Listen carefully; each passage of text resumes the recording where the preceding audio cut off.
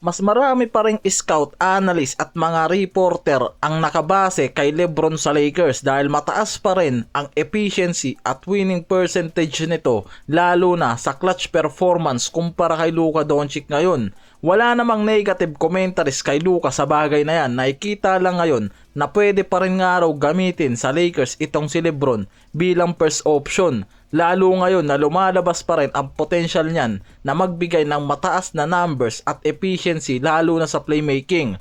Si Luka ang naglilid sa Lakers mula sa scoring at pag-handle ng play sa game. At malinaw na effective naman talaga itong si Luka lalo na sa scoring output. Ang Lakers may 67.8 winning percentage kapag naglalaro nga si Luka Doncic. Ibig sabihin ang Lakers nananalo ng halos 68 per 100 possession kapag active si Luka. Kaya nakikita na positive ang impact sa Lakers record at team performance overall lalo na sa scoring, playmaking at leadership si Luka. Samantalang si LeBron kasi na 41-year-old na ngayong season, meron pa rin niyang 12-6 win record at may 67 winning percentage kaya halos 0.9% lang ang nilalamang sa kanya ni Luka sa winning percentage. Kahit na sa early games hindi pa naging available itong si LeBron ng ilang games, nakakahabol pa rin yan. Kaya nagpapakita pa rin yan ng consistent na influence sa team success kahit nasa late years na yan ang career niya. Sa 5 laro na dumaan si LBJ nag-average ng 26.7.6 assists, 7.4 rebounds na nagpapakita ng complete stat line niya hindi lang sa scoring. Si LeBron may field goal percentage na pumapasok pa ngayon sa 51%.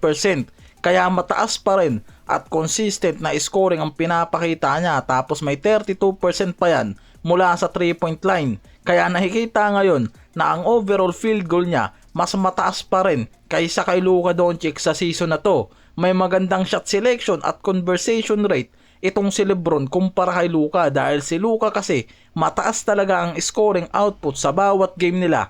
Ang problema, hindi ganun kataas ang efficiency niyan. Pumapasok lang kasi sa 45.8% ang field goal niyan at 32.1% lang sa 3-point area sa huling 10 games o sa recent stretch nila. Kaya sobrang bagsak ang overall shooting efficiency nitong si Luka. Mas maraming shot attempts at mas maraming shot contested at sa long range attempts kaysa sa inside at closer shots na hindi talaga nagiging effective nga raw.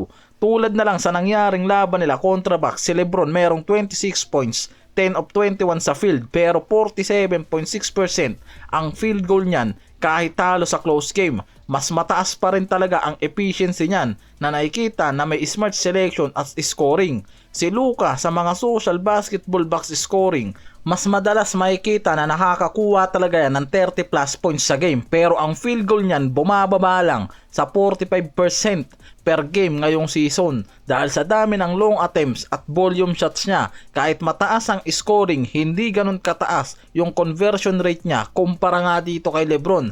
Kaya kahit papano mataas pa rin nga raw ang winning percentage ni LeBron kumpara kay Luka kahit nasa early games hindi nga nakapaglaro yan ng 10 games o higit pa dahil sa injury. Pero nakikita na nahahabol pa nito yung winning percentage at shooting efficiency nitong si Luka.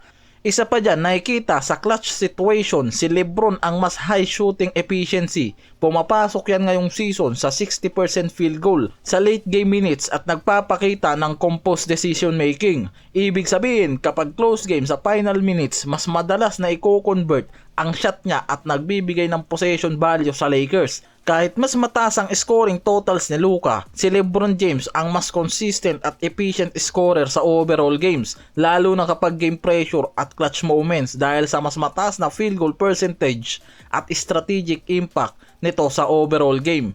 Yan yung mismong nakikita dyan.